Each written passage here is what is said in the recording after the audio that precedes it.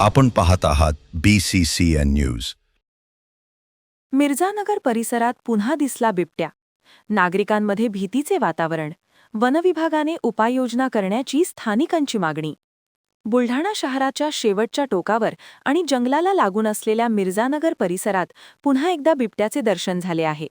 यापूर्वी अनेकदा या परिसरामध्ये बिबट्याचे वास्तव्य असल्याचे समोर आले होते. तर बिबट्याने या परिसरात कुत्रा आणि डुकराची शिकार केल्याच्या घटना देखील यापूर्वी घडल्या आहेत.